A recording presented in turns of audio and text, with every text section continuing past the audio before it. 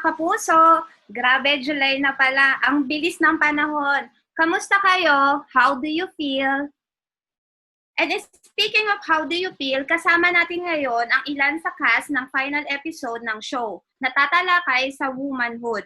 Kaya naman, hindi ko na patatagalin pa, let's welcome ang guest for this Saturday episode, Thia Thomalla, Andrea Torres, and ang producer and host ng How Do You Feel, si Miss Chyna Ortaleza and Ana Feleo. Good afternoon! Good afternoon! Hi, everyone! Baka gusto niyo pong bumate. Hi! Yeah, good afternoon! Hi, guys! Hi, good afternoon, guys!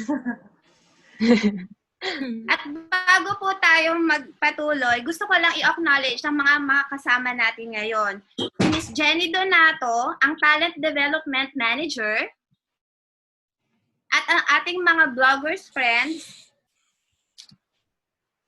si Miss Kate Adahar from Random Republica, Alan Sangkon from Stars Photog, Jan Bueno from Pumagkaw, Rocky Batara from TV series Craze, Runner Rocky, Marco Demo, ang kwento ni Toto, Albert Abilido from Chicanes, Chad Solis from the Manila Feed, Bedalyn Aguas, bbAguas.blogspot, Angeline Demo ng Mommy's Mag Life, at James Miguel from Showbiz Ganap. Hello po ulit sa inyong lahat. Let's move on to our question and answer portion. A few reminders lang po. As much as possible po, one question lang po tayo so that we can still accommodate more vloggers who would like to ask question as well. Pero it's still okay to ask follow-up questions. And mention na lang po yung name ng artist para sa inyong tanong. Ayan po.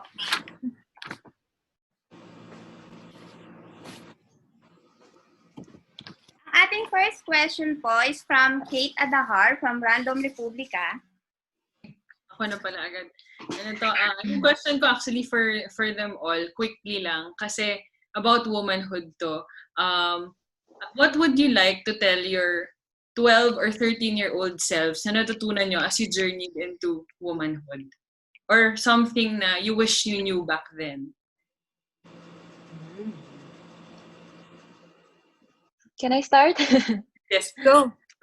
I would tell my 12-year-old self na to be brave and to speak up for what you believed in or what you believe in. Kasi when I grew up, I had a tendency to be more shy and to keep stuff sa sarili ko lang. So, going on with my journey in life, I realized talaga na you really need to speak up with your concerns, with your problems. So, technically, you will also grow as a person naman when you do speak about it, when you talk to people about it, and then people actually help you when they are aware. So that's what I realized throughout my life. And if I can go back in time, I would tell my 12-year-old self that. Yeah. Actually, parang I wanna go next kasi medyo connected yung sagot ko kay Thia. Actually, ako, as a process nga din ako ng ganun ngayon eh. And din yung gusto ko rin ipaalala sa younger self ko na don't be afraid to say kung ano yung naramdaman mo, kung ano yung paniniwala mo. Kasi lagi namang may tamang way na sabihin yan eh. So, hindi porket salungat yung gusto mo or yung paniniwala mo sa ibang tao. Parang sasalilihin mo na. Parang pwede mo siyang pwede mong ipaalam sa kanila kung ano yung nasa sa loob mo. Kasi there's always a right way naman of saying it. And then dagdag ko lang din, siguro sasabihin ko lang din sa 12-year-old self is never doubt yourself. Kasi magsa-start talaga yun sa sarili mo eh. Lahat ng achievements, lahat ng pwede mong ma-experience sa buhay, hindi mo makukuha yan kung dinadoubt mo yung sarili mo or dinadown mo yung sarili mo. So dapat self-love talaga kailangan mo siya sa sarili mo. Thank you, Andrea. And For me, 12-year-old self, I'd probably tell her that she's on the right track and that she shouldn't let the opinions coming her way affect her dreams and her past. So pretty much, if like looking back at who I was when I was 12, I had to get back to that 12-year-old girl when I became 30 to be able to empower myself further. Because she was right on track. She was that girl was empowered, confident, and knew exactly where she wanted to go and wanted to do. She got sidetracked after a few years because of, she allowed it to happen, which I felt was needed so that pagdating ko ng a certain time in my life, I knew exactly what I had lost. So it was important that I regained her back. And after that, the breakthroughs happened.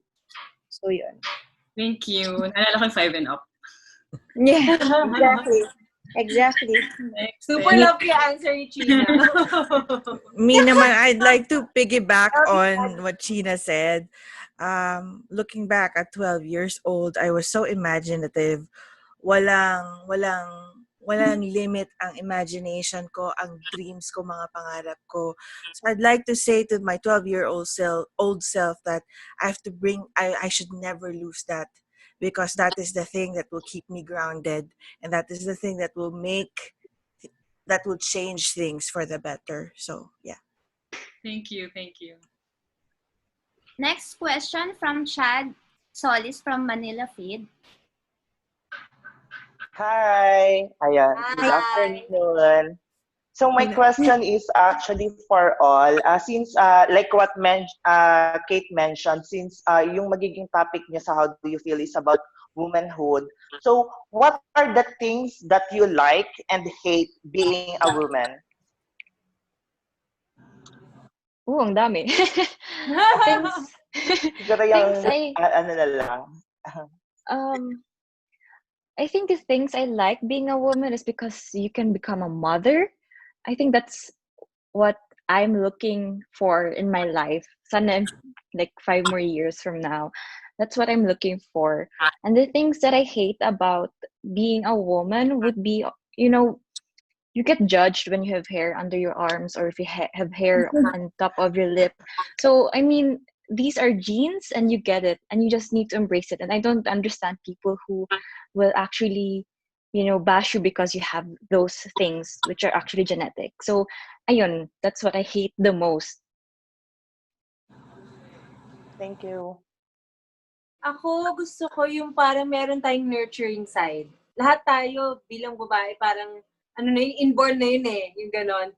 Tsaka natutuwa rin ako na kasi tulad ng sinabi ni Thia, kapag mommy ka, di ba? Parang for some reason, alam mo kung paano gawin lahat. Isipin mo yun, alam mo kung paano mo palalakihin yung bata, alam mo kung paano ka gagawa ng buhay, kumbaga.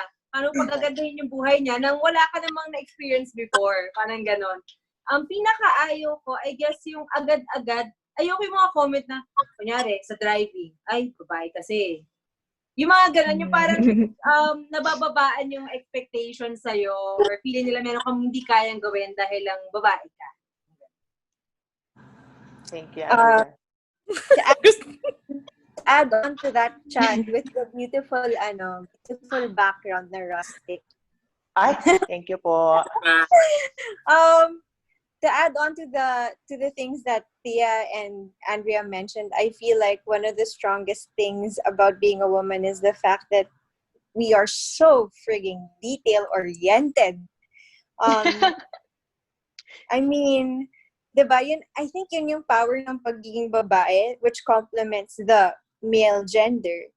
When put together, you become like a solid team. Kasi all of a sudden, there's like a generalizing gender, and then there's this gender that just thinks of all the little nitty-gritties that are very important in, of course, making or creating things. So I feel that that's a power of being a woman. Whatever profession or whatever mold we decide to get into, you're sure of it that we're going to be able to bring something important to the table. Apart from that, the thing that I hate, I don't know if it's for all women, but at least for the type of woman that I am, sensitive. Sensitive.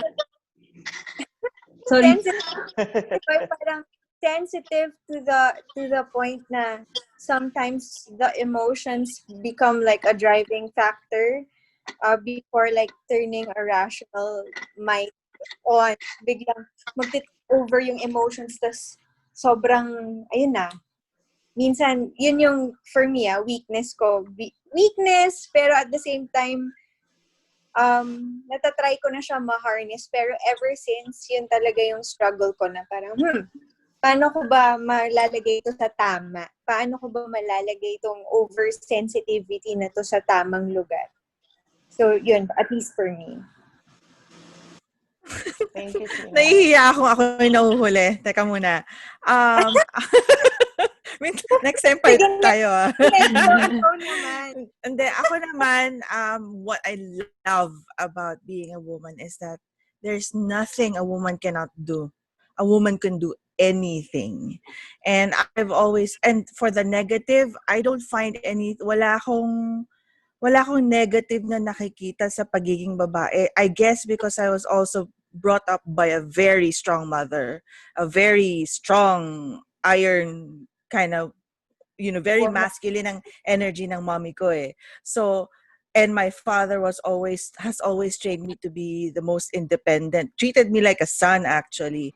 So, I never really saw things na para bang, kasi babae ako ganun, because if I ever felt that, pumapasok yung pag-exert ko ng extra effort to be, to like smack them, So I don't see any weakness or things that I don't like about being a woman, because I think being a woman, if you're a woman, you can do anything and you're capable of anything. Thank you. Just a follow-up question for you all also. With this girl thingy na mga bagay, parang na only girls lang yung nakakaintindi, paano nakapag-adjust or or paano niyo siya ini-explain with your partners?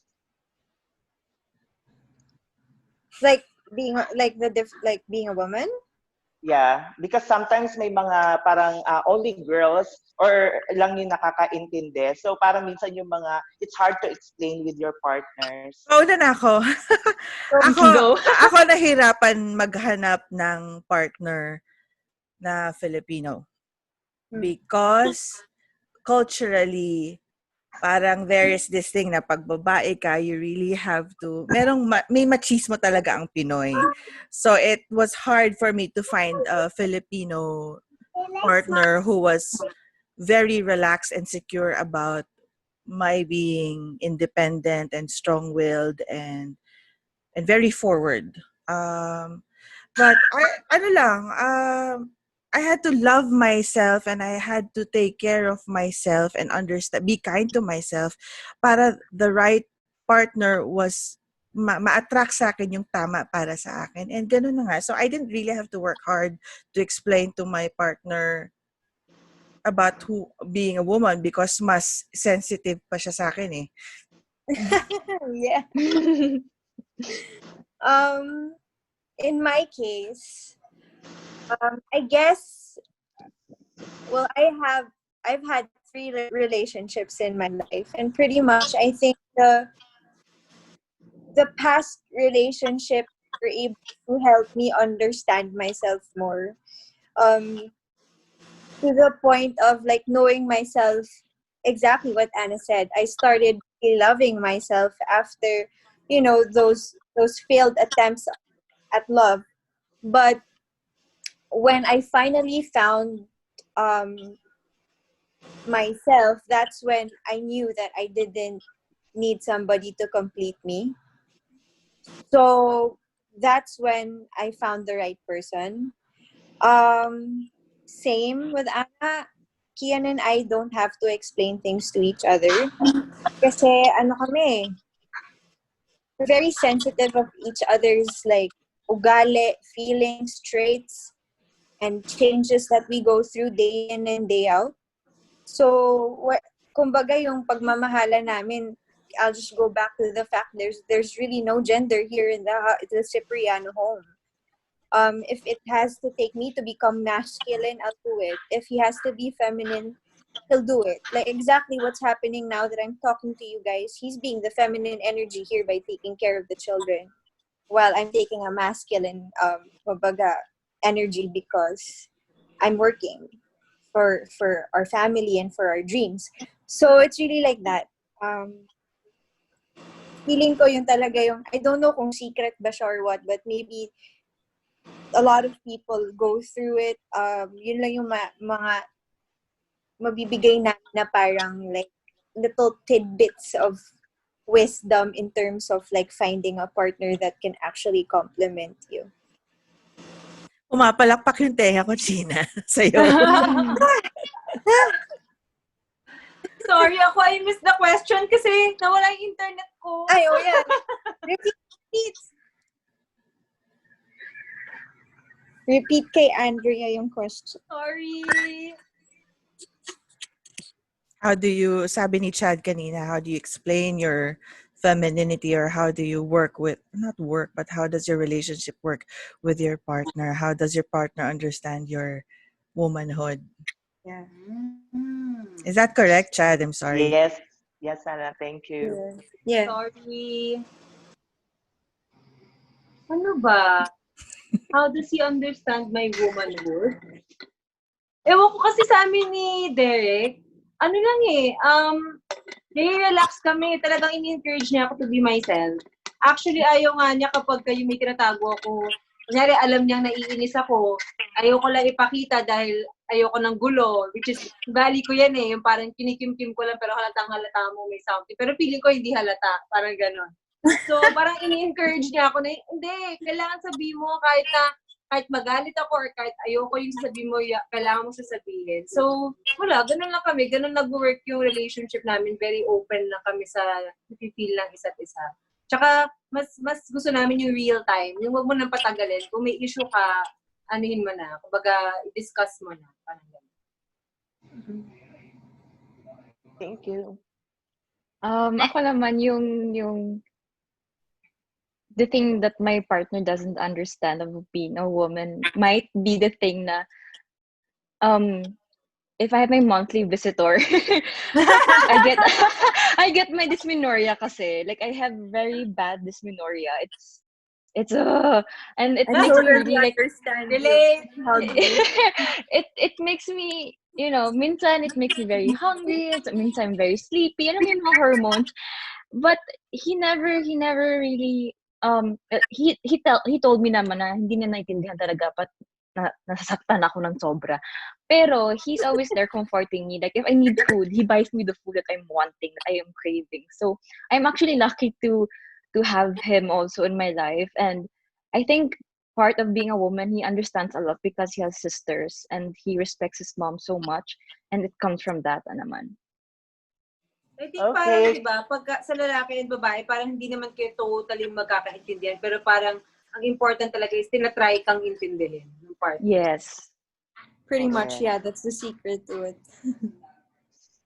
Okay, thank you so much po. Thank you, Chad. Next question.